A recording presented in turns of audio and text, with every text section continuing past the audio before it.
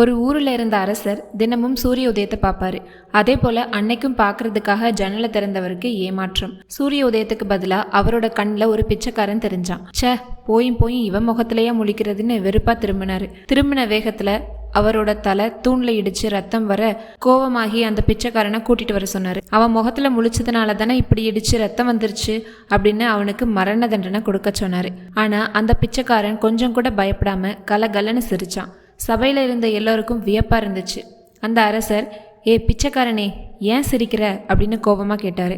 அதுக்கு அந்த பிச்சைக்காரன், அரசே, நீங்க என் முகத்துல முழிச்சதுனால உங்க தலையில சின்ன காயம்தான் பட்டிருக்கு. ஆனா நான் உங்க முகத்துல முழிச்சதுனால என் தலையே போகுது, அதை நினைச்சேன், சிரிச்சேன் அப்படின்னு சொன்னான். தன்னோட தவறை உணர்ந்த அரசன் பிச்சைக்காரனை விடுதலை செஞ்சான். அந்த பிச்சைக்காரன் அரசர் முன்னாடி பேச பயந்து போய் ஒன்றும் சொல்லாமல் நின்றுருந்தான்னா அவன் உயிர் போயிருந்திருக்கும். தைரியமா பேசினதுனால தான் அவன் உயிர் தப்பிச்சது.